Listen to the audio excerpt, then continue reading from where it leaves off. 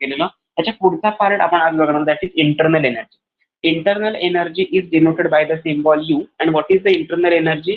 Internal energy is nothing but energy associated with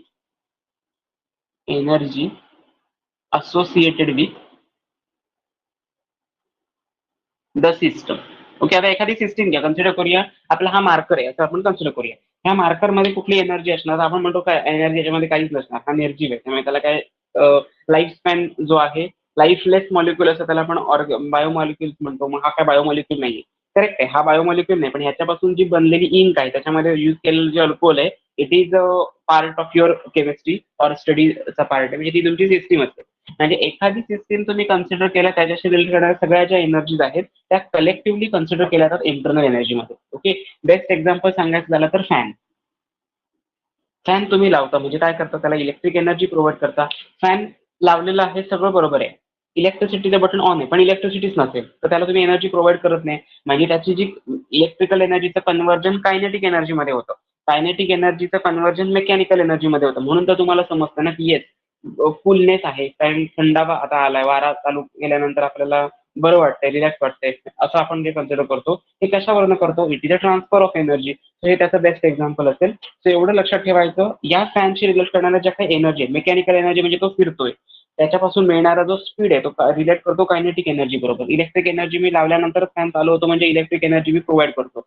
electric एनर्जीचं conversion kinetic एनर्जीमध्ये होते, kinetic एनर्जीचं conversion mechanical एनर्जीमध्ये होते, जे मला favourable आहे. ओके, म्हणून तर मी फॅन लावला ना. सो एक्सपेक्टेड हेच आहे, जी कुठली सिस्टीम तुम्ही कन्सिडर केला त्याच्याबरोबर जी असोसिएटेड एनर्जी असेल, whatever, potential energy, kinetic energy, electronic energy, ionic energy, electrostatic energy, या सगळ्या टाईप ऑफ एनर्जीला कलेक्टिव्हली कन्सिडर केलं जातं internal energy regarding your thermodynamic parameter. Okay, आता थर्मोडायनेमिकच्या टॉपिकमध्ये जे आतापर्यंत आपण बघितलंय, atom, molecules as well as nuclear, second thing element, work expansion वगैरे, ह्याच्या सगळ्या बरोबर जी एनर्जी रिलेट केली त्याला आपण म्हणतो इंटरनल एनर्जी. आणि ती इंटरनल एनर्जी इंडिकेट कशा कुठल्या सिम्बॉलने केली जाते, you. Okay, so what is the expression for delta U, that is U2 minus U1 is the expression for delta U. Delta U म्हणजे change in the internal energy.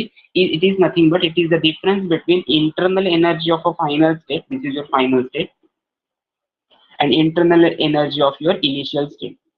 Okay, म्हणजे fan बंद होता त्यावेळी त्याची वर्क एक्सप्रेशन 0 होतं, त्याच्यानंतर फॅनला मी काहीतरी energy provide केल्यानंतर त्याचं वर्क काहीतरी झालंय, ह्या दोघांमधला डिफरन्स म्हणजे change in the internal energy. Okay, आता एक लक्षात ठेवायचं ऑलवेज, हे खूप इम्पॉर्टंट आहे, इंटरनल एनर्जी हा जो सिम्बॉल आहे डेल्टा यू ऑर यू, हा आपल्याला माहिती आपण असं लिहितो बघा.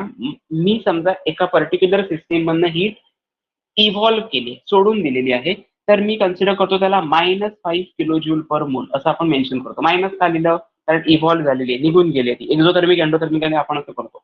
आता याच्यामध्ये मी समजा हे जी काही सिस्टीम आहे, कुठली तरी एक सिस्टीम असेल, त्याच्यामधनं आपण कन्सिडर करूया आईसचं कन्व्हर्जन वॉटरमध्ये होतं. ही एक प्रोसेस आहे ice, that is reversible process आपण ज्याला कन्सिडर करतो, किंवा फिजिकल केमिकल प्रोसेस मध्ये बघतो कन्सिडर करतो.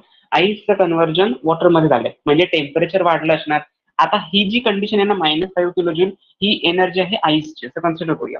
आता आईसचं कन्व्हर्जन वॉटरमध्ये होत असताना काय होईल, तुम्ही हीट प्रोव्हाइड कराल म्हणजे त्याच्यामध्ये थर्मल एनर्जी ऍड कराल. आता मी कन्सिडर केलं याच्यामध्ये मी +15 किलो जूल पर मोल एवढी एनर्जी ऍड केली म्हणून मी प्लस लिहिले, बरोबर आहे. मग याचं ऍडिशन केल्यानंतर जे फायनल एक्सप्रेशन असेल, जे काही वॉटरचा कुठला कंपोनंट तयार होईल, वॉटर लिक्विड असेल, वेपर असेल, गॅशियस स्टेट असेल किंवा आईस असेल, त्याचं युनिट काय असणार, किलो जूल पर मोल कॉमन. आणि -5 + 15चा आन्सर तुम्ही काहीतरी कॅल्क्युलेट करणार, आन्सर येणार असं -5 + 15 = 10. ओके, हे आन्सर असणार आहे. बट इंटरनल एनर्जी लिहित असताना +10 लिहायचं, ऑलवेज लक्षात ठेवायचं. इंटरनल एनर्जीसाठी हा एक सिम्बॉल लक्षात घ्या मुद्दाम. क्वेश्चन पेपरमध्ये एमसीक्यू साठी या ओरिएंटेड क्वेश्चन येण्याचे चान्सेस आहेत. काय क्वेश्चन असेल, समजा एक सिस्टीम दिले, this consider the process having enthalpy of vaporisation or enthalpy of fusion or enthalpy of enthalpy म्हणजे काय, enthalpy is nothing but your energy, it is a part of your energy, thermal energy असं आपण consider करू शकतो in short.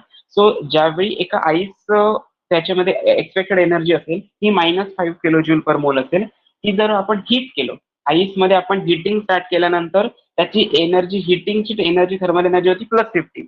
मग resulting जो spaces generate होईल त्याची एनर्जी कॅल्क्युलेट करा.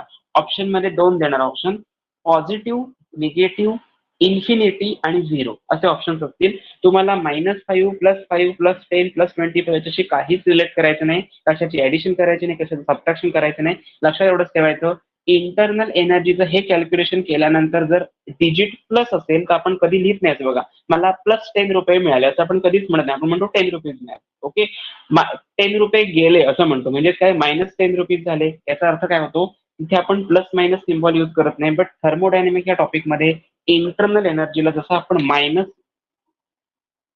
प्रेफरन्शियली यूज करतो तसाच प्लस सुद्धा यूज करायचा. ओके, मी बेस्ट एक्झाम्पल अजून एक सांगतो. हे फर्स्ट एक्झाम्पल असेल. सेकंड एक्झाम्पल असेल, एक सिस्टीम आहे. ही एक सिस्टीम आहे. SYS असं लिहिलं. हे सगळा पार्ट बाकीचा बाहेरचा आहे, तो व्हाईट बोर्ड आहे, तो सराउंडिंग. ओके, याला मी समजा +5 किलो जूल पर हीट मोल एवढी हीट प्रोव्हाइड केली. मी +5 लिहिलं बघा. प्रोव्हाइड केली याचा अर्थ ऍडिशन केली हे आपल्यालाही समजते, पण लिहिताना साइन कन्व्हेन्शन वाईज थर्मोडायनामिक्सच्या टॉपिकमध्ये प्लस लिहायचं.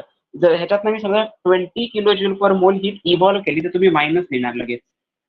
का? कारण इव्हॉल्व्ह झालेली समजते. पण ऍडिशन केल्यानंतर प्लस लिहित नाही, आपण डायरेक्ट ऍड करतो 5 असं नाही लिहायचं. लिहिताना प्लस हे साइन कन्व्हेन्शन मेन्शन करायचे, लक्षात ठेवायचे. हे इंटरनल एनर्जीच्या बाबतीमध्ये हे दोनच पॉईंट पेपरमध्ये आले ते येतील. रिपीट करतोय मी काय काय सांगितलं ते. इंटरनल एनर्जी म्हणजे काय? The total amount of energy associated with any system. Total energy याचा अर्थ kinetic energy, potential energy, binding energy, mechanical energy, electrical energy, electrostatic energy, ionic energy, all types of energy summation घ्यायचं, addition करायची. जी काही final value असेल ती internal एनर्जीची असणार. Okay, आता एक डाऊट होता मला, एका स्टुडंटने असं विचारलेलं, इंटरनल एनर्जी ही यू ने आपण इंडिकेट करतो. ओके, मग ई ने इंडिकेट करतो त्याला काय कन्सिडर करायचं? किंवा इंटरनल एनर्जी काही बुक्स मध्ये ई ने पण इंटरनल एनर्जी इंडिकेट केलेली, मग त्याचं काय करायचं? मी एकच आन्सर त्याला दिलं.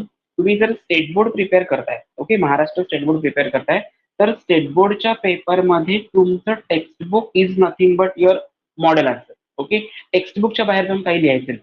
ओके, आता सेकंड थिंग, त्याने विचारलेला प्रश्न असा होता की समजा तोच क्वेश्चन समजा मला तिकडे आला तर, म्हणजे सीबीएसई साठी आला तर, कन्सेप्ट तर तीच आहे ना.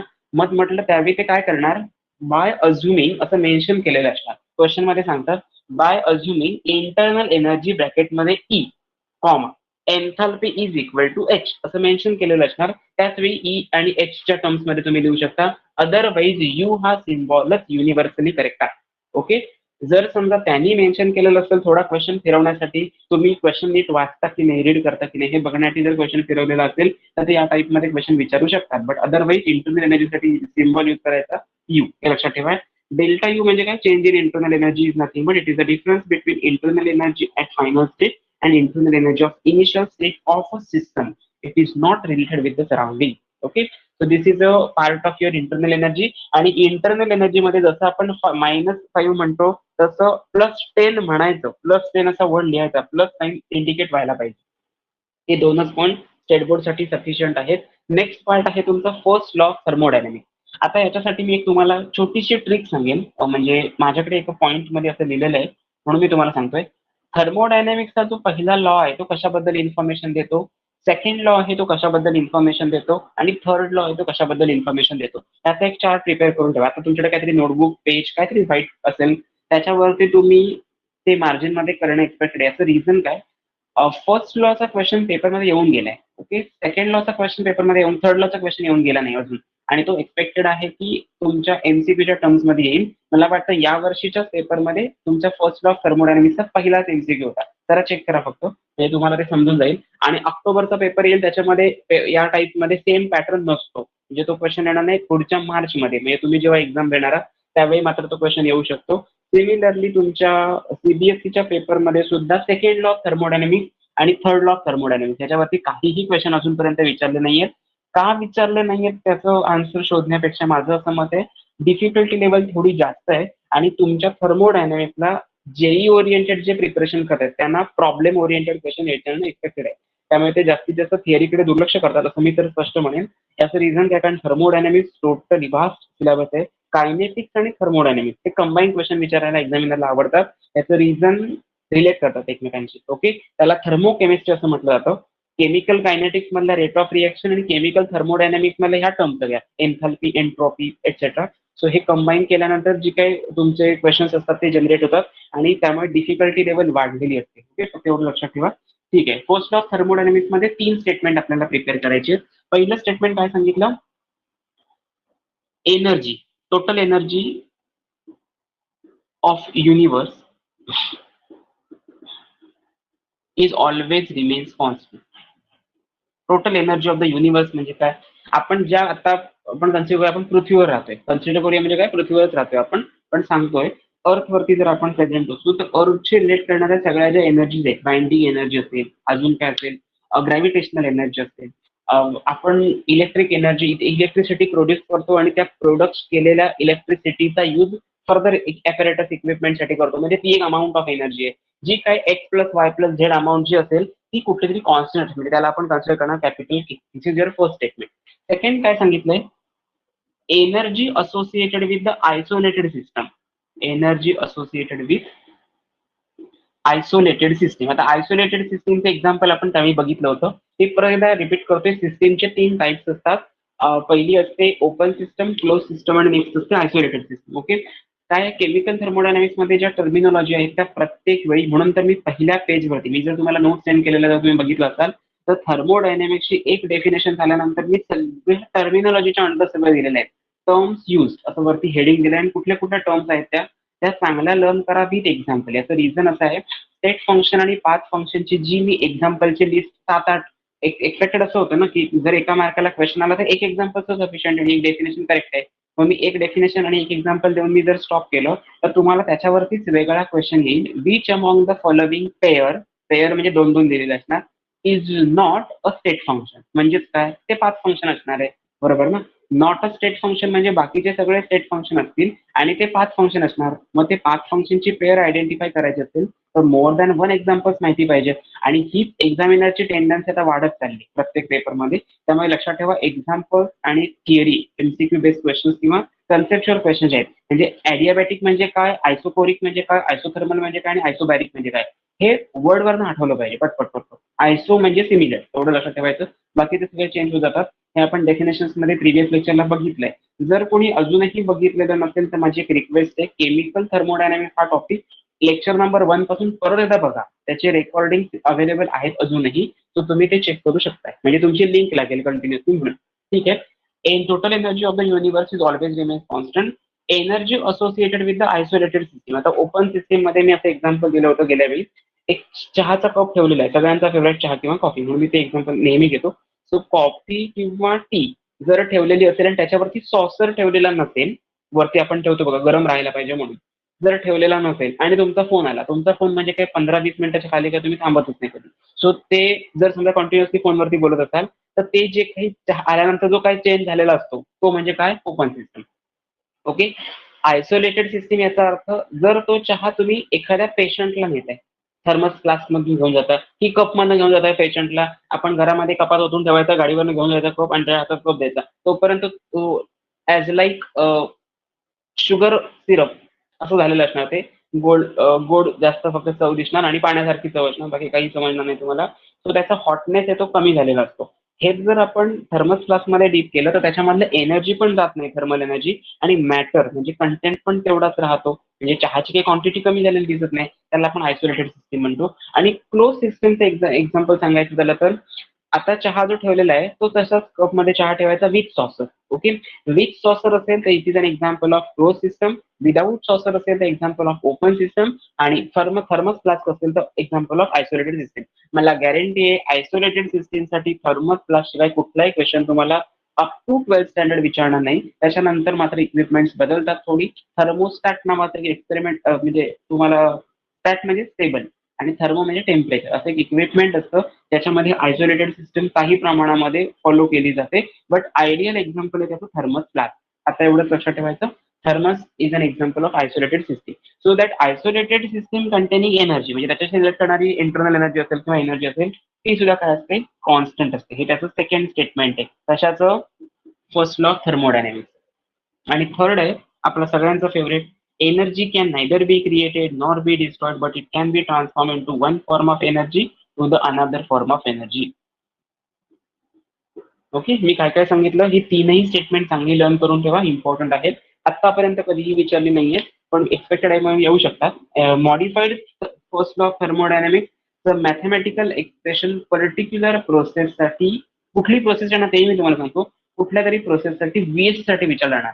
तो त्याची स्टेटमेंट अजिबात लर्न करू नका. मॅथमॅटिकल एक्सप्रेशन या पॉईंटच्या नेम मध्ये सगळं मिनिंग आहे दडलेला. मॅथमॅटिकल एक्सप्रेशन म्हणजे तुम्हाला फक्त मॅथमॅटिकल कॅल्क्युलेशनचा जो फायनल एक्सप्रेशनचा फॉर्म्युला मी तुम्हाला सगळ्या प्रोसेस लिहून देतो, त्याची मॅथमॅटिकल एक्सप्रेशन देतो, तुम्ही जस्ट ती लर्न करा. तुम्ही ऑब्झर्व केला असाल तर प्रिव्हियस सीईटीच्या प्रत्येक वर्षीच्या पेपरमध्ये आणि जेईच्या अल्टरनेट, जेई आणि नीट, एकदा जेईला विचारलं नीटला पुढच्या वर्षी विचारतात, त्या वर्षी नीटला विचारलं तर पुढच्या कुठल्या तरी एका पेपरमध्ये जेईसाठी क्वेश्चन असतो, त्याच्यावरती क्वेश्चन असतोच. याचं रिझन काय, तुम्ही ज्या प्रोसेस आतापर्यंत स्टुडंटना शिकवताय किंवा आम्ही ऍज अ टीचर म्हणून तुम्हाला सांगतोय, त्याच्या बाहेर जाऊन काहीतरी रिसर्च चालू असणार आहे ना. तुमचं टेक्स्टबुक तयार होऊन झाली 4 वर्ष, त्याच्यानंतर काय 4 वर्षात रिसर्च झाला नाही का? झालेला आहे. सो ते अपडेट तुमचं नॉलेज किती आहे हे चेक करण्यासाठी ते थोडे मॉडिफाईड क्वेश्चन विचारतात, त्याच्यामध्ये हा पार्ट येतो. त्यामुळे फक्त एवढं लक्षात ठेवायचं, जे सांगितलं ते डेली प्रिपेअर करत त्याला एक्स्ट्रा काही करू नका. सो फर्स्ट लॉ थर्मोडायनामिक्सची 3 स्टेटमेंट आहेत. फर्स्ट आहे म्हणून 3 कसे काय आले असं काहीतरी विचारायचं नाही. 3 स्टेटमेंट आहेत फर्स्ट लॉ थर्मोडायनामिक्सची. ती कुठली कुठली? Total energy of the universe is always remains constant. So energy associated with the isolated system is always remains constant, and energy can neither be created nor be destroyed, but it can be transformed into one form of energy to another form of energy. Best example मगाशी सांगितलेलं काय? Fan. Electric current provide केल्यानंतर त्याचं conversion तुमचं kinetic energy किंवा mechanical एनर्जीमध्ये होतं. म्हणजे एका एनर्जीचं कन्व्हर्जन दुसऱ्या एनर्जीमध्ये होतं. कन्सिडर करूया इलेक्ट्रिसिटी बंद आहे, म्हणजे इलेक्ट्रिकल एनर्जीच नाहीये, मग ही एनर्जी जनरेट होईल का? मेकॅनिकल एनर्जी नाही. म्हणून याच्यामध्ये इक्विलिब्रियम मेंटेन केलंय मी. याचा अर्थ काय, एक एनर्जी असेल ती दुसऱ्या एनर्जीमध्ये कन्व्हर्ट होईल, दुसरी एनर्जी परत पहिल्या एनर्जीमध्ये कन्व्हर्ट होईल. कधी? जेव्हा तुम्ही फॅन बंद करता तेव्हा काय लगेच स्टॅच्यू होतो का फॅन? नाही. त्या एनर्जीचं कन्व्हर्जन होण्यासाठी जेवढा टाइम त्याला लागतो स्लो स्लो स्पीडमध्ये, आणि तो रेस्ट पोझिशनला येतो. याचाच अर्थ या एनर्जीचं कन्व्हर्जन या एनर्जीमध्ये होण्यासाठी जो टाइम स्पॅन लागतो ती प्रत्येक सिस्टीम अटेन करते, घेते.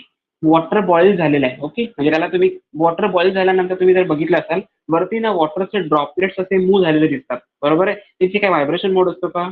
येस, व्हायब्रेशन मोड असतो. व्हायब्रेशनल फ्रिक्वेन्सी त्याच्यामध्ये जनरेट झालेली असते. त्याला तुम्ही कन्सिडर करता तुमच्या लँग्वेजमध्ये, केमिस्ट्री लँग्वेजमध्ये कायनेटिक एनर्जी. आणि ती कायनेटिक एनर्जी जरी तुम्ही ऑफ केलात गॅस तरी सुद्धा काही अमाऊंटमध्ये तशीच असते.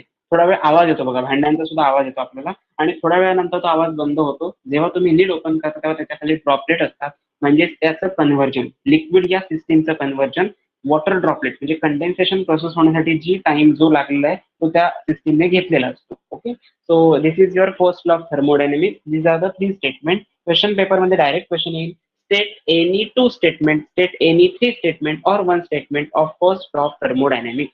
तुम्ही ऍज इट इज हे लिहिणार आहात. ओके, आता modified first law of thermodynamics म्हणजे काय एक्झॅक्टली? हे जे काही 3ही स्टेटमेंट आहेत त्याचं रिलेशन थर्मोडायनेमिक्सच्या टॉपिकशी करायचं झालं, म्हणजे for example it is related with energy, it is also related with the energy, and this is related with the energy. तर लक्षात ठेवायचं, first law of thermodynamics relate कशाला करतो? एनर्जी बरोबर. Second law of thermodynamics indicate करतो internal energy. Okay, लक्षात ठेवा फक्त हे 2 वर्ड. फर्स्ट लॉ डॅश करून लिहा energy, second law of thermodynamics dash करून लिहा internal energy, that is you, एन्थॅल्पी असं म्हणू शकता तुम्ही. आणि थर्ड आहे तुमचा पार्ट जो it is related with the entropy, absolute entropy. Okay, so absolute entropy म्हणजे काय? आता जसं आपण इंटरनल एनर्जी हा न्यू पार्ट शिकलो, प्रत्येक कन्सेप्टमध्ये यू असं सिम्बॉल असतो त्याला, तसेच बाकीच्या पण काही कन्सेप्ट आहेत. त्याच्यामध्ये बघूया modified first law of thermodynamics. So modified first law of thermodynamics relate कसं केला जातो? त्याचं एक सिम्बॉल आहे, मॅथमॅटिकल एक्सप्रेशन आहे, तेवढं लक्षात ठेवा. इथे लिहितो मी, du is equal to dq plus dw, where d stands for small change. ज्याला तुम्ही मॅथ्स मध्ये डेरिव्हेटिव्ह कन्सिडर करताना म्हणजे काय करता? डेरिव्हेटिव्ह याचा अर्थ काय? डिफरन्शिएट करता. डिफरन्शिएशन म्हणजे काय? त्याचं स्मॉल फ्रॅगमेंटेशन करून एखादं लार्जर क्वांटिटी असेल ते स्मॉल क्वांटिटीमध्ये एक्सप्रेस करतं. तेच मी इथे लिहिलंय, du is equal to dq plus dw, where u be the internal energy, q be the heat, and W be the work done. Okay, आता ते वर्क डन म्हणजे काय? Work done on the system असेल किंवा by the system असेल, म्हणजे bye on the surrounding असेल, हे काही असू शकतं. ह्याच्यामध्ये फक्त एवढं लक्षात ठेवायचं, du is equal to dq plus dw, is the modified first law of thermodynamics. म्हणजे इथे आपण इथे बघितलेलं टोटल एनर्जी, इथे आपण बघितलं इंटरनल एनर्जी आणि इथे बघितलं various types of energy. So त्या कुठल्या कुठल्या एनर्जी मॅथमॅटिकल फॉर्म मध्ये आपण रिप्रेझेंट करू शकतो. So change in the internal energy is equal to change in the heat transfer from the system to the surrounding or vice versa and with the respect to change in the work done. म्हणजे अगोदरचं जे work असेल आणि एखादी energy add केल्यानंतरचं झालेलं work असेल याच्यामधला जो difference असेल त्याला तुम्ही DW म्हणता. त्याची पर्टिक्युलर काहीतरी व्हॅल्यू येईल. कन्सिडर करूया ही व्हॅल्यू असेल y, ही व्हॅल्यू असेल x आणि ही व्हॅल्यू असेल z. तर z is equal to x plus y हे तुमचं काय झालं mathematical expression. So small change in the internal energy is the nothing but it is the summation of change in the heat, that is transfer of heat or heat transfer from system to surrounding or vice versa, and change in the work done. Okay, so this is the modified first law of thermodynamics. फक्त आणि फक्त हे mathematical expression कुठेतरी star mark करून ठेवा, sufficient आहे एवढं एक्झामसाठी. ओके, आता हा जो first modified law of thermodynamics आहे, थर्मोडायनॅमिक्स मध्ये ज्या टर्म्स यूज केल्या त्यासाठी प्रत्येकासाठी चेंज होत जाणार. म्हणजे आता कुठल्या कुठल्या टर्म्स यूज केल्या आपण, प्रोसेस कुठल्या यूज केलेल्या, isothermal process, isobaric process, isochoric process, adiabatic process. या टर्म्स मध्ये आपल्याला हे डिटरमाइन करायचे की फर्स्ट लॉ ऑफ थर्मोडायनॅमिक्स काय इंडिकेट करतो. आणि याच्यावरती तुम्हाला BSc साठी क्वेश्चन विचारला जातो. जस्ट एक स्क्रीनशॉट फास्ट आणि त्याच्यानंतर आपण पुढचा पार्ट कंटिन्यू करू. ओके, फक्त झाल्यानंतर मला लाईव्ह चॅट मध्ये रिप्लाय देऊन कळवा की स्क्रीनशॉट झालाय किंवा लिहून घेतलाय.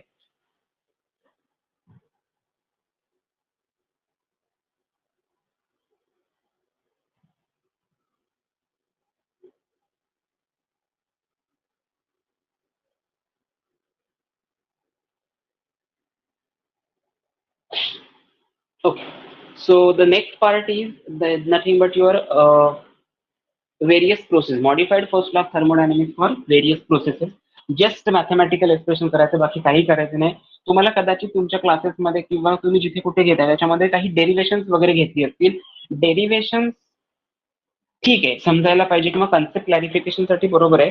पण असा कुठलाच पेपर तुमचा नाहीये. इव्हन आत्ताच्या स्टेजला जर तुम्ही असा विचार केला तर 12th स्टँडर्डला येणारे डेरिव्हेशन मी तुम्हाला आता सजेस्ट करायचं म्हटलं तर दोन डेरिव्हेशन माझ्या डोळ्यासमोर आहेत. ती म्हणजे मॅक्झिमम वर्कची W is equal to minus of 2.303 NRT log to the base of V2 upon P1 और V1 अपॉन V2, जे काय V2 अपॉन V1 असेल ते त्या फॉर्मॅटमध्ये तुम्ही लिहिणार. सेकंड, तुम्ही तुमचा दुसरा बघितला W is equal to minus of Px11 into delta V, that is delta V is nothing but V2 minus V1. म्हणजे ही दोन एक्सप्रेशन जर सोडला तर मॅथमॅटिकल एक्सप्रेशन किंवा लॉग कॅल्क्युलेशन किंवा इंटिग्रेशन डेरिव्हेटिव्ह हे तुम्हाला कुठल्याही पार्टमध्ये गिफ्ट फ्री एनर्जीसाठी एक येतो, पण ते डेरिव्हेशन म्हणता येत नाही ऍक्च्युली. कारण आपण सुरुवात करतो consider n number of moles of a gas, n number of moles of, म्हणजे आपलं कन्सिडरेशन आहे ते. त्यामुळे डायरेक्ट फॉर्म्युला तिथे विचारला जाऊ शकतो. त्यामुळे इथे सुद्धा मॉडिफाईड फर्स्ट लॉ ऑफ थर्मोडायनॅमिक्सचा मॅथमॅटिकल कॅल्क्युलेशन आणि first law of thermodynamics for various processes याची फक्त आणि फक्त मॅथमॅटिकल एक्सप्रेशन प्रिपेअर करा. डेरिव्हेशन क्लासेसमध्ये तुमची घेतली असतील का, कारण ती कन्सेप्ट कुठून आली हे एक्झामिनर तुम्हाला तिथे विचारू शकतो. सुपरवायझर म्हणजे फॉर एक्झाम्पल तुम्हाला जर असं विचारलं modified first law of thermodynamics साठी कुठलं बेसिक इक्वेशन यूज केलं गेलं, एका वर्ड मध्ये आहे समजते का, मॉडिफाईड. मॉडिफाईड याचा अर्थ काय, मॉडिफाईड म्हणजे पहिला कुठला तरी एक स्टँडर्ड इक्वेशन असणार त्याच्यामध्ये काहीतरी मॉडिफिकेशन झालंय. याचाच अर्थ फर्स्ट लॉ ऑफ थर्मोडायनॅमिक्स तो आठवला पाहिजे. तो आठवला पाहिजे म्हणजे काय, statement energy related with the means total energy of the universe always remains constant. Isolated सिस्टीमची एनर्जी कॉन्स्टंट असते. एक फॉर्म ऑफ एनर्जी आणि दुसऱ्या फॉर्म ऑफ एनर्जी मध्ये इक्विलिब्रियम असतं. या सगळ्या स्टेटमेंटमध्ये एनर्जी हा कॉमन वर्ड आहे. म्हणजे काय असणार ते एनर्जीचं इक्वेशन असणार. आणि एनर्जीचं first law of thermodynamics equation कुठलं आता बघितलेलं, internal energy is equal to DQ म्हणजे small change in the heat with respect to DW, that is small change in the work done. Okay, so this is the part. Actually हा part थोडा अंडरस्टँडिंगचा आहे आणि म्हणून मी तुम्हाला सांगितलं की जेवढं तुम्ही जास्तीत जास्त फोकस देऊन प्रिपेअर कराल हे तेवढं तुमच्यासाठी खूप चांगलं आहे. अदरवाईज तुम्ही खूपच म्हणजे प्रॉब्लेम मध्ये येऊ शकता. म्हणजे याच्यात नेमकं करू काय हा शेवटपर्यंत प्रश्न राहणार तयार म्हणून. ठीक आहे, फर्स्ट लॉ ऑफ थर्मोडायनॅमिक्सची मॅथमॅटिकल एक्सप्रेशन थोडी बघूया. Iso for various processes. Okay, पहिली घेतली मी ॲडियाबॅटिक प्रोसेस किंवा आयसोथर्मल प्रोसेस आहे पहिली. Isothermal process.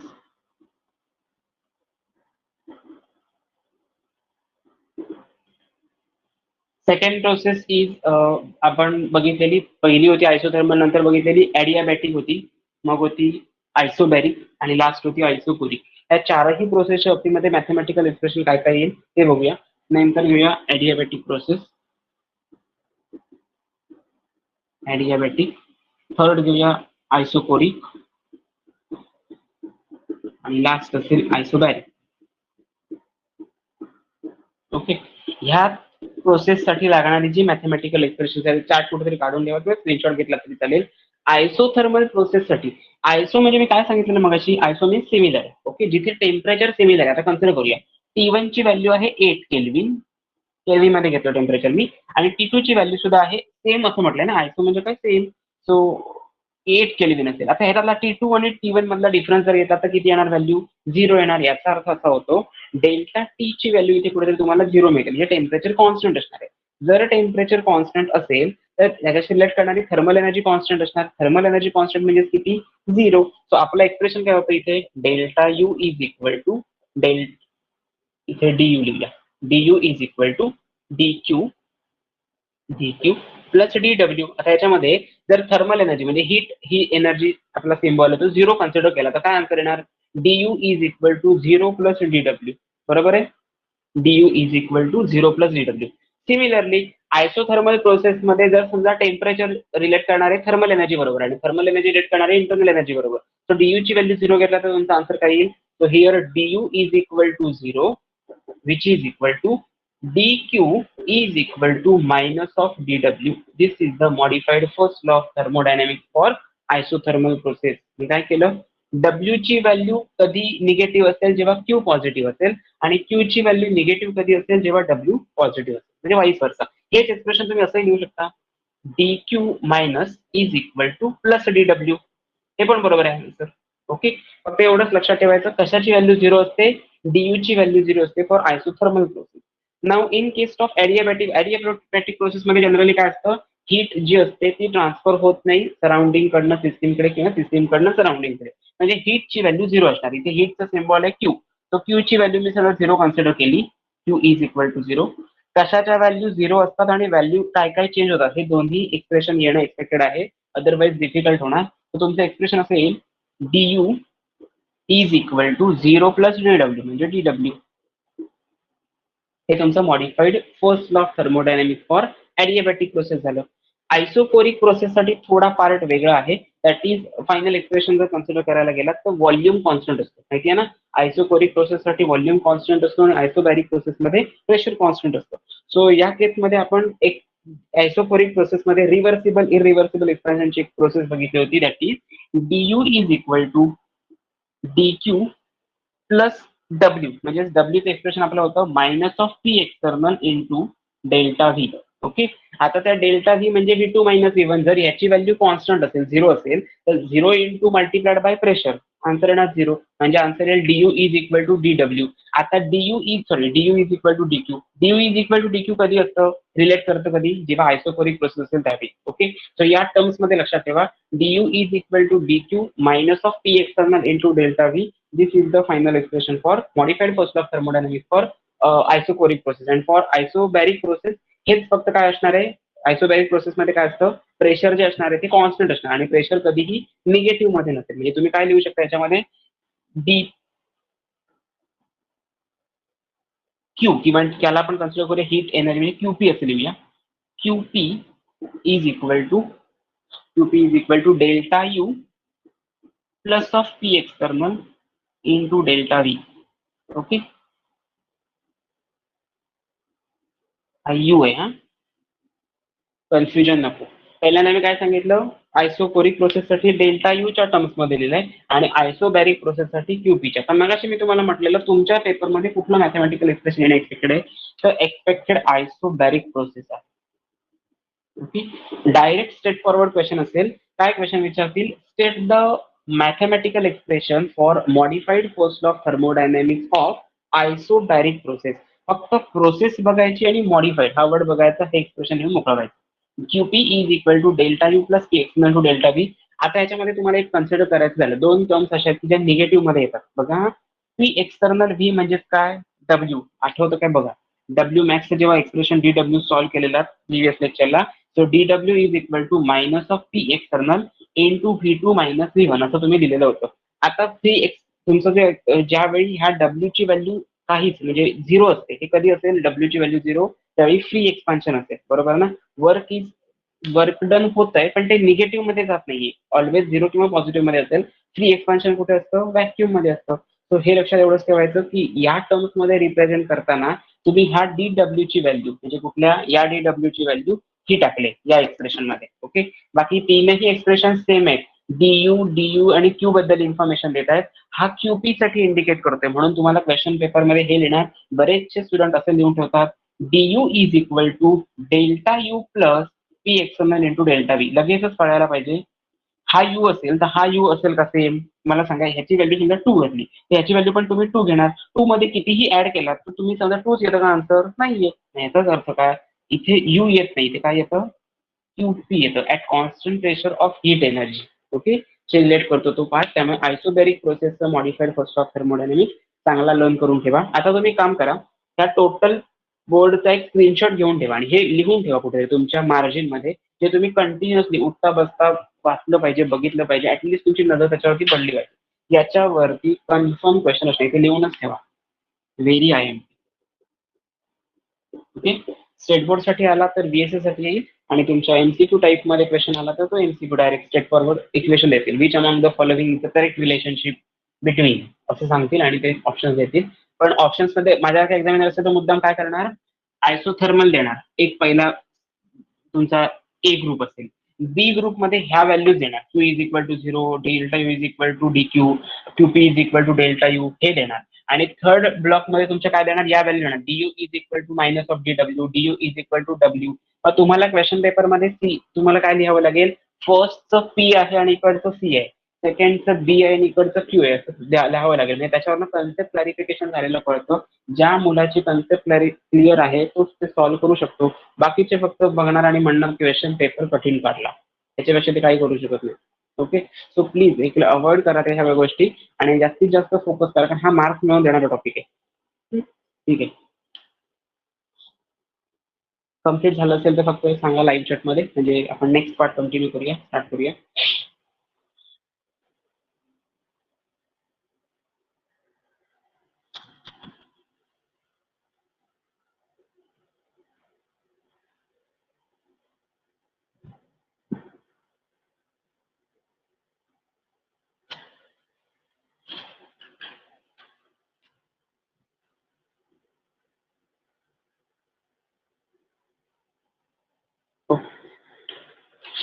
नेक्स्ट एक न्यू टर्म येते ती म्हणजे कुठली, एन्थाल्पी, जी मगाशी आपण डिस्कस केलेली तोच पार्ट आहे. एन्थाल्पी म्हणजे एक अमाऊंट ऑफ हीट असते. जसं आपण म्हणतो थर्मल एनर्जी, थर्मल एनर्जी म्हणजे काय, टेम्परेचर असणार आहे, सिलेक्ट करणार आहे. बट टेम्परेचर आपण इंडिकेट करू शकतो एका डिजिट मध्ये. ओके, हीट आपण डिजिट मध्ये पटकन बघू शकत नाही, म्हणजे टेम्परेचर डिटरमाइन करण्यासाठी तुमच्याकडे इन्स्ट्रुमेंट्स अवेलेबल असतात, थर्मामीटर. ओके, एखाद्या सिस्टीमचं टेम्परेचर तुम्हाला बघायचं, तुम्ही काय करता, एखाद्या बीकर मध्ये वॉटर घेता किंवा कॉन्सन्ट्रेटेड काय सोल्युशन ऍसिड असेल तर, आणि त्याच्यामध्ये टेम्परेचर बघता हीट केल्यानंतर. मला वाटतं तुम्हाला 12th स्टँडर्डचा एक एक्सपेरिमेंट सुद्धा आहे की ज्याच्यामध्ये टायट्रेशन मध्ये तुम्हाला असं करावं लागणार आहे. टायट्रेशन कसं करायचं, त्याच्यामध्ये सगळ्यात पहिल्यांदा टायट्रंट म्हणजे तुमच्या ब्युरेट मध्ये एक सोल्युशन घ्यायचंय. कोनिकल फ्लास्क मध्ये सोल्युशन असेल ते तुम्ही प्रिपेअर केलेलं असणार आहे, म्हणजे ते स्टँडर्ड सोल्युशन तुम्ही प्रिपेअर करायचंय. हे एक्झामला सगळं तुम्ही. एन्थाल्पीचा सिम्बॉल काय, H. Okay, so enthalpy is denoted by the symbol H. What is the definition of enthalpy? So enthalpy of a system is nothing but it is the sum of internal energy and pressure volume type of work.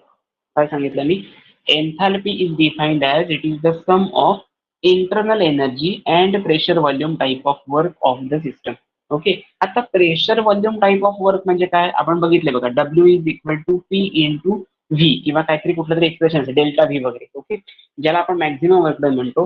Internal energy म्हणजे काय, you, आणि या दोघांची addition केल्यानंतर एन्थाल्पीची value तुम्हाला मिळते. Okay, आता मला सांगा एन्थाल्पी आणि इंटरनल एनर्जी सेम कधी असतील, ज्यावेळी pressure volume type of work 0 असेल, यू ची व्हॅल्यू 15 असेल, याची पण व्हॅल्यू 15 असेल. ओके, हे सेम आहे, कधी असणार हे, 15 प्लस 0 इज इक्वल टू 15, बरोबर ना. तर हे लक्षात ठेवायचं, एच आणि यू सेम कधी असतात, हा क्वेश्चन पेपर मध्ये येऊन गेलेला क्वेश्चन आहे म्हणून याच्यात टेस्ट देतोय. Pressure volume type of work 0 असेल. आता pressure volume type of work कधी असतं हे कसं कॅल्क्युलेट करणार, जेव्हा तुम्ही ते डब्ल्यू मॅक्स एक्सप्रेशन सॉल्व्ह करणार, -2.303 NRT log to the base, ह्या सगळ्या व्हॅल्यू कॅल्क्युलेट करणार आणि जेव्हा त्या डब्ल्यूचा आन्सर 0 येणार तेव्हा ह्याची व्हॅल्यू 0 असेल आलेली आणि ही जर 0 असेल तर एन्थाल्पी आणि तुमची इंटरनल एनर्जी ही सेम असेल. ओके, असं त्याला आपण कन्सिडर करतो. So this is the definition, that is it is the sum of internal energy with respect to pressure volume type of work is known as a enthalpy. Now आता मला सांगा, हा H चा symbol आहे. एका particular सिस्टीमसाठी enthalpy एवढी असेल, पण कन्सिडर करूया एखाद्या सिस्टीम मध्ये, एखाद्या मिक्सचर मध्ये मोर दॅन वन सिस्टीम असतील तर त्यावेळी एन्थाल्पी पण वेगवेगळे असणार आहे. सो एन्थाल्पीचं एक्सप्रेशन एक फक्त बघूया. H2 is or H1 is equal to U1 plus P1 V1 and H2 is equal to U2 plus P2 V2. मी काय केलं बघा, ही एक स्टँडर्ड इक्वेशन हे झालं, बरोबर आहे. आपल्याला जर एखादा एक्सपेरिमेंट परफॉर्म करायचा असेल, समजा लिक्विडचं कन्व्हर्जन कुठल्या तरी एका काय कन्सेप्ट आईसचं कन्व्हर्जन वेपर मध्ये करायचंय, तर आईस हा सॉलिड स्टेट मध्ये म्हणजे त्याची एन्थाल्पी वेगळी असणार, वेपर फेज मध्ये म्हणजे त्याचं टेम्परेचर झालेलं असणार, बॉइलिंग पॉईंट येऊन गेलेलं असणार, त्याचं टेम्परेचर वेगळं असेल. आणि टेम्परेचर काय इंडिकेट केलंय, कारण एन्थाल्पी ही थर्मोडायनेमिक टर्म आहे, बरोबर ना. तो इंटरनल एनर्जी आणि प्रेशर व्हॉल्यूम टाइप ऑफ दोघांचे वेगळं असेल तर त्यावेळी एक्सप्रेशन अशी असतात. आता मला सांगा, याच्यातलं आपल्याला डेल्टा एच कॅल्क्युलेट करायचं असेल तर कसं करणार. Delta H is equal to H2 minus H1.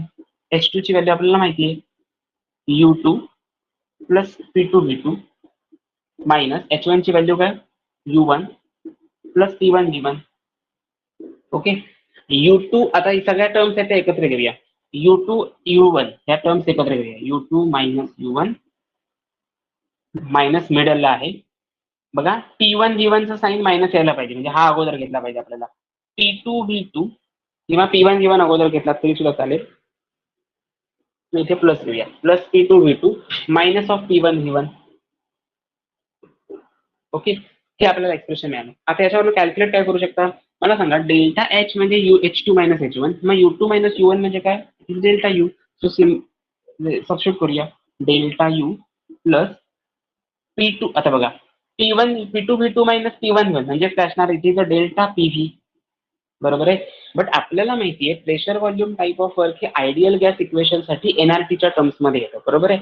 But समजा आपण एका कॉन्स्टंट प्रेशर ठेवलं तर at constant pressure it will become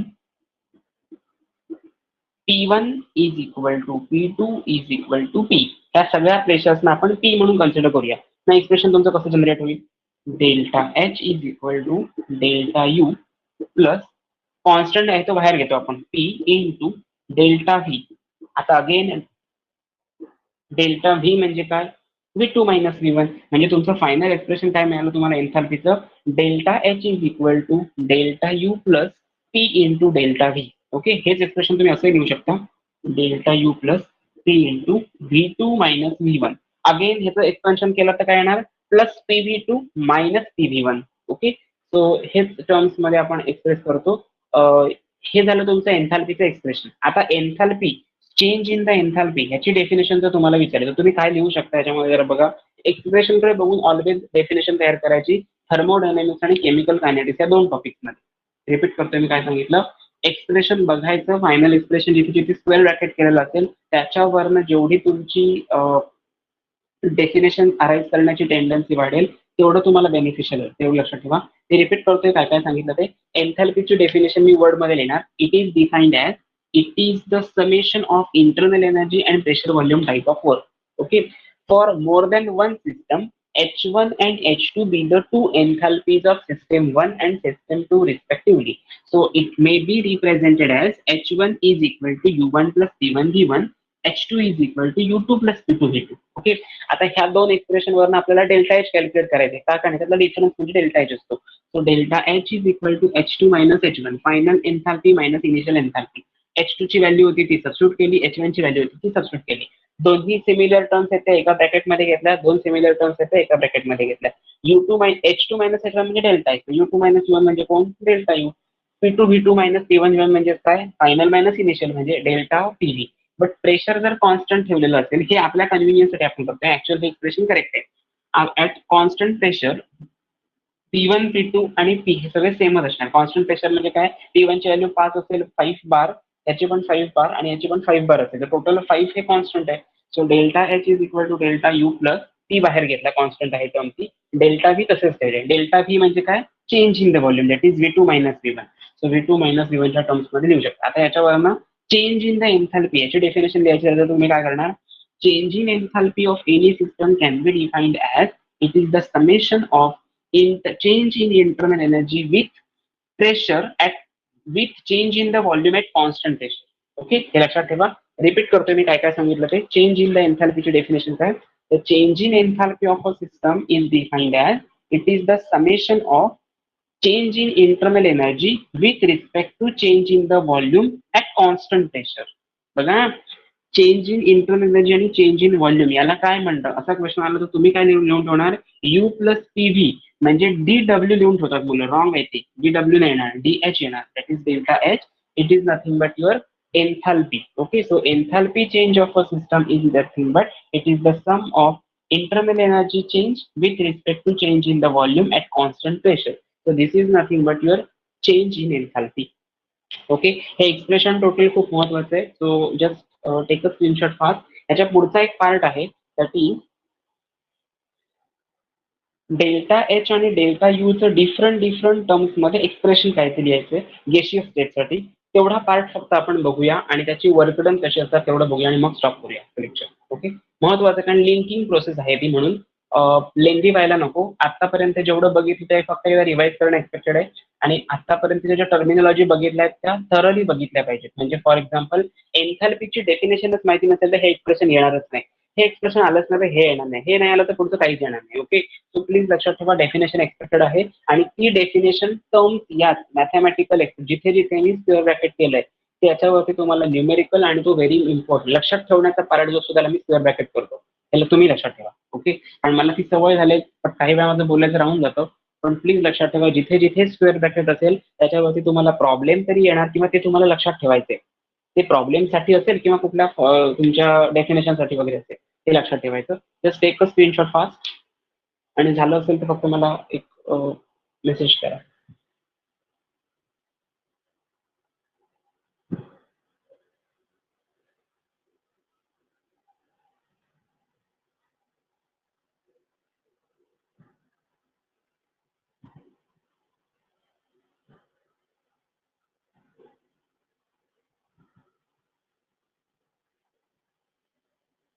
completed.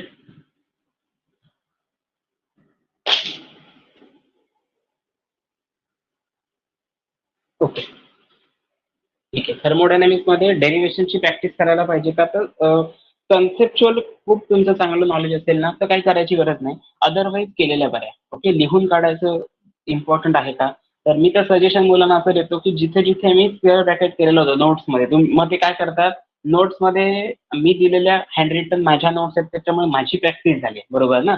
पण तुम्ही ते लिहूनच काढत नाही परत कधी, त्यामुळे तुम्ही जस्ट रीड करत जाता. मग त्यावेळी काय करायचं, अशा वेळी जे तुम्ही प्रिपेअर करताय रीड करताय ते लिहून झाल्यानंतर वाचून झाल्यानंतर रीड करून झाल्यानंतर ते लिहून बघा. ओके, ते कशावरही लिहून बघा पण तो paper relationship between एन्थॅल्पी means delta H and delta U for various chemical reactions. आता व्हेरियस केमिकल रिएक्शन्स असं म्हणण्यापेक्षा त्यांना स्ट्रेट फॉरवर्ड असं विचारायचंय, एन्थॅल्पीची व्हॅल्यू आणि इंटरनल एनर्जीची व्हॅल्यू याच्यामधलं जे रिलेशनशिप आहे ते फिजिकल स्टेटनुसार चेंज होत जातं बरोबर आहे ना. म्हणजे लिक्विड असेल तर आपण व्हॉल्यूम कन्सिडर करतो, म्हणजे व्हॉल्यूम सेम नसणार आहे, डेल्टा व्ही ची व्हॅल्यू बदलणार. समजा गॅशियस कंपोनंट असेल तर पी ची व्हॅल्यू बदलणार, प्रेशरची व्हॅल्यू बदलणार. सो या केसमध्ये सॉलिड लिक्विड अँड गॅशियस स्टेटसाठी डेल्टा एच ची इक्वेशन सॉल्व्ह करा. हा स्ट्रेट फॉरवर्ड क्वेश्चन आहे. सो आधी सगळ्यात पहिल्यांदा आपलं डेल्टा एच चं जे इक्वेशन आहे ते माहिती आहे आपण आधी लिहूया. Delta H is nothing but delta U plus P into delta V हे एक्सप्रेशन आहे आपलं बरोबर आहे ना. For any chemical reaction delta H is equal to delta U means internal energy change with respect to at constant pressure with respect to change in the volume. Okay, आता मला सांगा liquid आणि सॉलिडच्या terms मध्ये आपण consider केलं. इथे मी लिहितो पहिला point, for solid and liquid. Okay, ह्याच्यामध्ये एक कुठली तरी अशी एक टर्म असते की जी आपण कॅन्सल आउट करू शकतो. सॉलिड आणि लिक्विडसाठी एक अशी टर्म असते ज्याच्यामध्ये व्हॉल्यूम बघा, सॉलिडसाठी आपण किलोग्रॅम ग्रॅम मध्ये कन्सिडर करतो आणि लिक्विडमध्ये म्हणजे जो ml dm क्यूब या फॉर्मॅटमध्ये कन्सिडर करतो. म्हणजे डेल्टा व्ही ची व्हॅल्यू ही खूपच स्मॉल असणार आहे लिक्विड आणि सॉलिडसाठी. तर इथे मी लिहितो for solids and liquid the value of delta V is very small hence it can, आता व्हेरी स्मॉल याचा अर्थ काय असेल, समजा व्हॉल्यूम डेल्टा व्ही ची व्हॅल्यू असेल 1. ओके, आता ही 1 value is not equal to 0, बरोबर ना, म्हणजे ती निग्लेक्ट करू शकत नाही आपण, पण पी ने 1 ला मल्टिप्लाय केलं तर व्हॉल्यूमची टर्म निघून जाते, म्हणजे पी इंटू 1 म्हणजे काय, पीच राहतो. याचाच अर्थ असा होतो, डेल्टा व्ही ची व्हॅल्यू जर स्मॉल असेल तर आपलं हे एक्सप्रेशन या फॉर्मॅटमध्ये येणार, delta H is equal to delta U plus P. बघा मी काय म्हणतोय ते पटतंय का. डेल्टा व्ही ची व्हॅल्यू जर खूपच स्मॉल असेल तर ती तुम्ही 1 कन्सिडर करा. 1 into P is nothing but your answer येईल काय, पी, हे तुमचं आन्सर असेल. कन्सिडर करूया याच एक्सप्रेशनसाठी डेल्टा व्ही ची व्हॅल्यू जर समजा 0.001 असेल आणि याची व्हॅल्यू प्रेशर असेल 0, so 0 multiplied by any term it is also a 0, म्हणजे काय, मल्टिप्लिकेशन ही टर्म टोटली निघून जाईल. हे तुमचं फायनल एक्सप्रेशन मिळेल फॉर सॉलिड अँड लिक्विड साठी डेल्टा एच आणि डेल्टा यू. आता क्वेश्चन पेपरमध्ये क्वेश्चन कधी विचारतात, which among the following physical state shows enthalpy as well as internal energy are one at the same. हे कधी असू शकतं, कुठल्या फिजिकल स्टेटमध्ये, सॉलिड्स आणि लिक्विडसाठी डेल्टा एच आणि डेल्टा यू च्या व्हॅल्यू काय असतील, सेम असतील. ओके, हे झालं सॉलिड अँड लिक्विडच्या बाबतीमध्ये. गॅसच्या फॉर्मॅटमध्ये काय येणार, फॉर गॅसेस हेच एक्सप्रेशन लिहूया, delta H is equal to delta U plus P into delta V.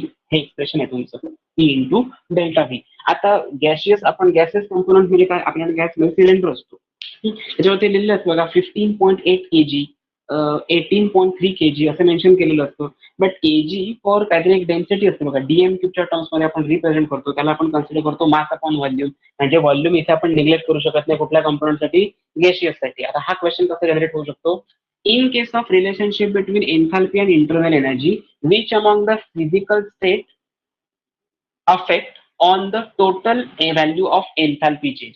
कुठली फिजिकल स्टेट अशी आहे की जी टोटल एन्थाल्पी चेंज वरती अफेक्ट करते, फिजिकल स्टेट आहे गॅस. गॅसेसमुळे एन्थाल्पी चेंज वरती फरक पडू शकतो, बट सॉलिड आणि लिक्विड स्टेटमध्ये एन्थाल्पी चेंज वरती फरक पडत नाही, कारण ते इंटरनल एनर्जी पेक्षा इक्वल असतात. ओके, सो हे तुम्ही रिप्रेझेंट कसं करू शकता बघूया. हेच एक्सप्रेशन वेगळ्या फॉर्मॅटमध्ये लिहूया, delta U plus P into delta V म्हणजे काय, V two minus V one. Expression expand करूया, delta U plus P into V two minus P V one, minus V one into plus P म्हणजे काय, minus P V one. But we know PV is equal to nRT for ideal gases. आता ह्या equation वरती substitute करा, PV2 म्हणजे काय येणार मग, N2RT आणि PV1 म्हणजे काय येणार, N1RT. आर गॅस कॉन्स्टंट आहे, हे सगळं टेम्परेचर आयसोएन्थॅल्पिक प्रोसेस आपण कन्सिडर करूया, टेम्परेचर सगळीकडे कॉन्स्टंट ठेवलेले असं आपण कन्सिडर करूया. मग ते एक्सप्रेशन काय होईल, delta H is equal to delta U plus PV2 म्हणजे PV2 चं आपली व्हॅल्यू काय कॅल्क्युलेट केली आपण, N2RT. So plus N2RT minus PV1 ची व्हॅल्यू आहे N1RT. अगेन याच्यातनं आपल्याला काहीतरी कॉमन दिसते, delta H is equal to delta U plus N2 आणि N1 हे बाहेर राहते, RT कॉमन आहे, so R into T N2 minus N1. Check करून बघायचा, minus of N1 into RT म्हणजे मायनस N1RT येते, म्हणजे बरोबर आहे आपलं expression. So delta H is equal to delta U plus RT. आता मला सांगा, H2 मायनस H1 मगाशी बघितलेलं delta H, U2 minus U1 delta you, मग N2 मायनस N1 काय, डेल्टा एन. फक्त हे लक्षात ठेवण्यासाठी काय लक्षात ठेवायचं, डेल्टा एन साठी इथे जी यूज करायचा, म्हणजे फॉर गॅशियस कंपोनंट आहे म्हणून. ओके, सो या टर्म्स मध्ये जर कन्सिडर केलं तर तुमचं एक्सप्रेशन काय आलं, delta H is equal to delta U plus delta N G into R T. This is the mathematical expression for the enthalpy change for gaseous component. आणि याच्यावरती तुम्हाला प्रॉब्लेम आहे, क्वेश्चन पेपर मध्ये एक रिएक्शन दिलेली असते, त्याच्या नंबर ऑफ मोल्स वरनं तुम्ही एनजी कॅल्क्युलेट करणार. एनजी कसे कॅल्क्युलेट करणार, product minus reactant, final state product number of moles किती येते आणि इनिशियल स्टेटचे नंबर ऑफ मोल्स, ह्याच्यामधला डिफरन्स घेणार, त्याला तुम्ही डेल्टा एन असं कन्सिडर करणार आणि आरटी ला त्याला मल्टिप्लाय करणार. R is a constant, it is gas constant, temperature त्यांनी प्रॉब्लेम मध्ये दिलेलं असणार. इंटरनल एनर्जी डेल्टा यू ची व्हॅल्यू दिलेली असणार, त्याच्यावर डेल्टा एच कॅल्क्युलेट करायचं असेल. तो जस्ट प्लस मायनसचे क्वेश्चन्स येतात, पण प्लस मायनसचे क्वेश्चन घेण्यासाठी एनजी ची व्हॅल्यू कॅल्क्युलेट करणं खूप महत्वाचं आहे. आणि तिथेच मिस्टेक होते, डायरेक्ट नंबर ऑफ मोल्स जे दिलेले आहेत त्याची तुम्ही समेशन करता. समेशन आणि डेल्टा ह्याच्यामध्ये जमीन आसमानाचा फरक आहे. उगाच काहीतरी मिसकन्सेप्शन करून घ्यायचं नाही. आलं लक्षात ना. सो फायनल एक्सप्रेशन काय आहे, delta H is equal to delta U plus delta energy into R T. कसं आहे माहिती, या केसेसमध्ये सगळ्याच्या सगळ्या ह्या प्रोसेसमध्ये इनिशियल एक्सप्रेशन आठवण आणि त्याच्यामध्ये आपल्याला काय एक्सप्रेस करायचे हे अगोदर माहिती असणं खूप इम्पॉर्टंट आहे. म्हणजे फॉर एक्झाम्पल मला इथे रिलेशन एच आणि यूचं दाखवायचंय, म्हणजे मी एच आणि यू ला कुठेही धक्का लावलेला नाही, चेंज काय तो बाकीच्या सगळ्या टर्म्स मध्ये केला. ओके. सो आता सॉलिड स्टेटमध्ये काय हा निघून जातो, म्हणजे तुम्ही असं लक्षात ठेवू शकता पी डेल्टा व्ही ची व्हॅल्यू निग्लेजिबल कधी असते, सॉलिड अँड लिक्विड केसमध्ये, आणि पी डेल्टा व्हॅल्यूची व्हॅल्यू अफेक्ट कधी करते रेटवरती, तर गॅशियस स्टेटमध्ये. म्हणजे गॅशियसचा पी डेल्टा व्ही ची व्हॅल्यूशी जास्तीत जास्त महत्वाचा संबंध आहे, हे निग्लेक्ट करतात. ओके. सो हे तुम्हाला आलं पाहिजे. हे जर माहितीच नसेल तर पुढचा प्रॉब्लेम कठीण मध्ये येणार. क्वेश्चन पेपरमध्ये असं येऊ शकतो, at what condition state the condition at which delta H becomes equal to change in internal energy. So change in internal energy आणि delta H ची व्हॅल्यू कधी सेम असणार, जेव्हा वर्क 0 असेल, पी डेल्टा व्ही ची व्हॅल्यू 0 असेल. बरोबर ना. भरपूर क्वेश्चन अराईज करू शकतो, पण आपल्याला कन्सेप्ट माहिती असायला पाहिजे त्याची. अंडरस्टूड.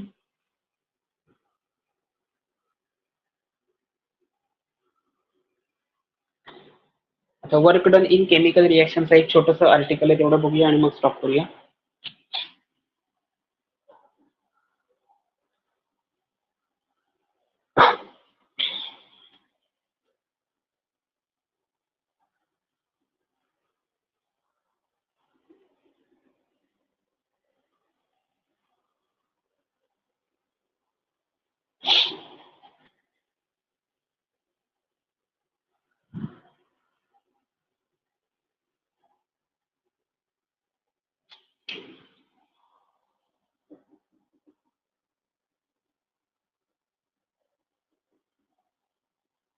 याच्यामध्ये आपण जी समरी करू ना, या आर्टिकल मध्ये सगळ्यात शेवटी एक समरी करू, ती समरी फक्त बघायची, बाकी काही बघायचं नाही. ओके. डेरिवेशन वगैरे कोणी विचारणार नाही याच्यावरचं, प्लीज याच्यावरची फक्त समरी फक्त बघा. Work done in chemical reaction.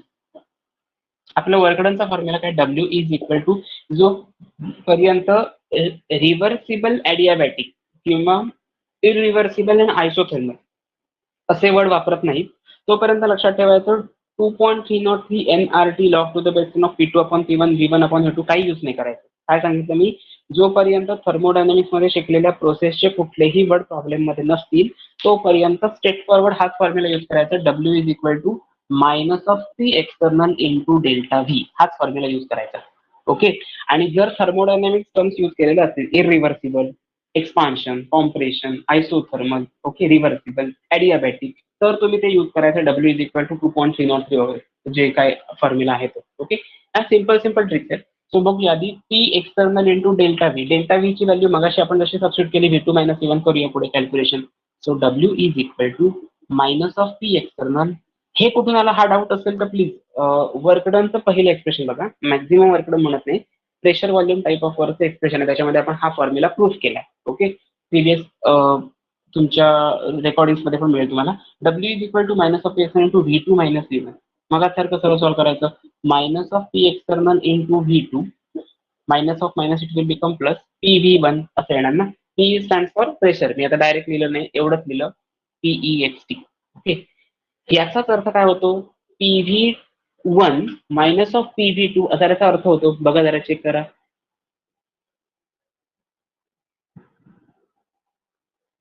बरोबर आहे ना. म्हणजे असा अर्थ ना, minus of P V two plus of P V one. खूप सोपं केलंय आता हे. ओके. हे खूप एक्सप्रेशन महत्वाचं आहे बघा. म्हणजे plus P V one minus of P V two हा त्याचा फॉर्म्युला ऍक्च्युअली. बट आपल्याला माहिती आहे की आयडियल गॅस जर हा एक्सप्रेस केला आपण तर पी व्ही वन ची व्हॅल्यू काय येते, for ideal gas PV1 is equal to N1 RT1 and PV2 is equal to N2 RT2. Okay. RT1 RT2 का वेगवेगळे घेतले याच्या मागे काय कारण आहे, मगाशी म्हटल्याप्रमाणे जर आयसो एन्थॅल्पिक कंपोनंट कन्सिडर केला असता तर टेम्परेचर 0 आलं असतं. बरोबर आहे. T1 T2 सेम आला असता, पण इथे काही त्यांनी आयसो एन्थॅल्पी वगैरे मेन्शन केलं नाही कुठल्या रिएक्शनसाठी, केमिकल रिएक्शनसाठी, म्हणून मी T1 T2 घेतला. तुम्ही इथे कॉन्स्टंट घेतला तरी सुद्धा चालेल, काही प्रॉब्लेम येणार नाही. त्या व्हॅल्यू फक्त वरती एक्सप्रेशन मध्ये पुट करूया. W is equal to minus of P V two, minus of P V two म्हणजे minus of NRT2 plus of PV1 म्हणजे N1RT1. ओके. आता for temperature, constant temperature T1 T2 same असतील. So W is equal to minus of N2RT किंवा असं लिहूया N1RT plus minus N2RT. बरोबर आहे. म्हणजेच काय, W is equal to RT common घ्या, बाहेर घ्या.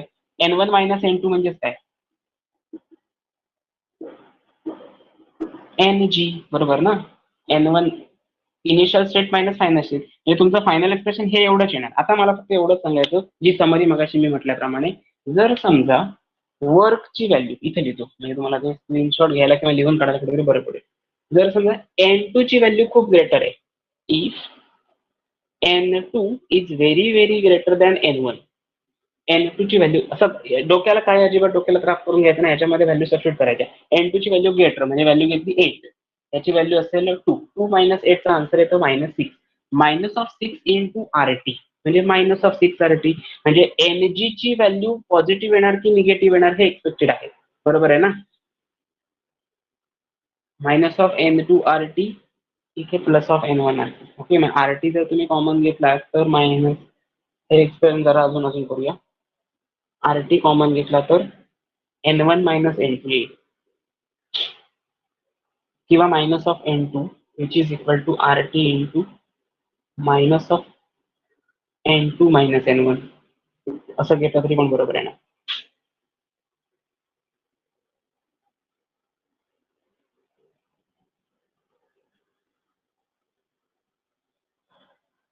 ह्या एक्सप्रेशन थ्रू जर समजा कॅल्क्युलेट केला, N2 ची व्हॅल्यू खूपच ग्रेटर आहे. N2 ची व्हॅल्यू मी समजा घेतली 8, N1 ची व्हॅल्यू किती घेतली मी 1 घेतली, तर 8 मायनस 1 इज इक्वल टू 7. म्हणजे डेल्टा NG ची व्हॅल्यू काय येते, delta NG is positive but work done is negative. बघा आम्ही काय केलं ते, 8 मायनस 1 आन्सर येणार 7, but 7 into minus of RT म्हणजे -7 RT. बरोबर ना. म्हणजे W ची व्हॅल्यू काय येणार, निगेटिव्ह येईल. हे इम्पॉर्टंट आहे. नेक्स्ट आपण बघूया N1 is greater than N2. त्याच्यामध्ये आता ही व्हॅल्यू एक्झॅक्टली अपोजिट घेऊया. N1 ची व्हॅल्यू आहे 8 आणि N2 ची व्हॅल्यू आहे 1. 1 मायनस 8 आन्सर येणार minus of 7, but this is delta NG, so it is negative. Okay. Minus of 7 into minus of RT म्हणजे प्लस ऑफ 7 RT, तर हे येणार पॉझिटिव्ह. ओके. डब्ल्यू ची व्हॅल्यू पॉझिटिव्ह कधी असेल, जेव्हा नंबर ऑफ मोल्स पहिल्या कंपोनंटचे जास्त असतील than that of the second, आणि जेव्हा नंबर ऑफ मोल्स सेम असतील तेव्हा N1 is equal to N2 असेल, तेव्हा N1 इक्वल टू N2 असेल, म्हणजे 8 मायनस 8 केला तर आन्सर 0 येणार. म्हणजे इथे 0 0 इंटू RT काही मल्टिप्लाय केल्यानंतर आन्सर इथे येणार 0. सो हे लक्षात ठेवणं एक्सपेक्टेड आहे. कुठल्या कंडिशनला वर्क डन होणार नाही, जेव्हा number of moles of gaseous component एका असतील सेम असतील. कुठल्या व्हॅल्यू, W ची व्हॅल्यू कधी निगेटिव्ह असेल, ज्यावेळी number of moles of second component final स्टेटचे नंबर ऑफ मोल्स जास्त असतील. ते रिएक्शन मध्ये मेन्शन केलेले असतात. म्हणजे असं लिहिलेलं असतं XA plus YB gives ZC. हे Z हे प्रोडक्टचे असतात आणि हे तुमचे रिएक्टंटचे असतात. त्याच्यावरून समजतं आपल्याला हा N2 आणि हा N1 येते. ओके.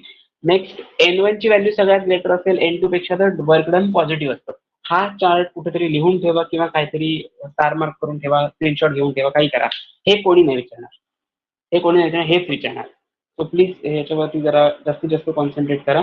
याच्या नोट्स मी तुम्हाला मी स्वतः हँड रिटन नोट्स ज्या काढल्या त्या मी तुम्हाला शेअर करेनच पीडीएफच्या फॉर्मॅटमध्ये. पण याच्या पुढचा जो पार्ट आहे, एन्थाल्पी ऑफ फिजिकल ट्रान्सफॉर्मेशन, याच्यामध्ये मोस्ट ऑफ द थिअरी भरपूर आहे आणि थोडं मॅथमॅटिकल पार्ट इथून थोडासा आहे. फक्त 2-4 पेजेसच राहिलेत, बाकी काही प्रॉब्लेम नाही. जेवढं मी आतापर्यंत घेतलंय तेवढं थर्मोडायनॅमिक्सचं चांगलं प्रिपेअर करा. परत एकदा पाहिजे असेल तर फास्ट फॉरवर्ड करून का होईना पण बघा रेकॉर्डिंग लेक्चर, म्हणजे तुमच्या ते लक्षात येते. ओके. इथपर्यंत काय डाऊट आहे? आज काय काय बघितलं एकदा रिवाइज करूया आणि मग स्टॉप करूया. जेवढं आपलं आज ठरलेलं होतं तेवढा पार्ट आज आपला घेऊन झालाय. ओके. काय काय बघितलं होतं? सगळ्यात पहिल्यांदा थर्मोडायनॅमिक्सची डेफिनेशन बघितली होती. Which terms use in the thermodynamics, there are various processes, functions.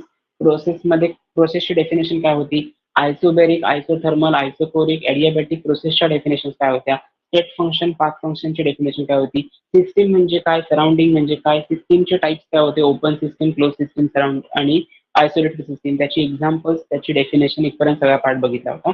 मग sign conventions of W and Q, म्हणजे हीट आणि वर्क डनचं साइन कन्व्हेन्शन कसं डिटरमाइन केले जाते. नेचर ऑफ हीट अँड वर्कचं एक्सप्रेशन कसं असतं, फ्री एक्सपान्शन म्हणजे काय, म्हणजे मॅक्झिमम वर्क कधी होतं, मॅक्झिमम वर्कसाठी 2 कंडिशन्स बघितलेल्या, pressure volume type of work and another one is adiabatic reversible expansion. So तो पार्ट कंटिन्यू केला होता आपण. त्याच्यानंतर पुढचं बघितलं इंटरनल एनर्जी. इंटरनल एनर्जीसाठी सिम्बॉल कुठले कुठे असतात.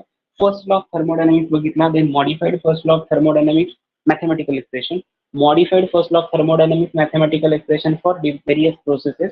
आणि त्याच्यानंतर बघितलं इंटरनल एनर्जी, त्याच्यानंतर एन्थाल्पी. एन्थाल्पीची 2 एक्सप्रेशन बघितली. एन्थाल्पी डेल्टा एच आणि डेल्टा यू इक्वल कधी असतो, व्हेरियस केमिकल प्रोसेसेससाठी आणि केमिकल रिॲक्शनसाठी बघितलं. ओके. आणि त्याच्यानंतर work done in chemical reaction हा पार्ट बघितला, जिथे तुमचा जो कॅल्क्युलेशन किंवा जे काही तुमचे डेरिव्हेशन्स आहे त्याचा ऑलमोस्ट बऱ्यापैकी पार्ट कम्प्लीट होतो. याच्या पुढचा जो पार्ट आहे तो थोडा म्हणजे डेफिनेशनच्या फॉर्मॅटमध्ये असेल, पण त्यातली फिजिकल ट्रान्सफॉर्मेशन मधली एक तरी डेफिनेशन विचारली जाते. ती काय डेफिनेशन आहे, कसं लक्षात ठेवायचं वगैरे ते सगळं आपण उद्याच्या लेक्चरला कंटिन्यू करूया.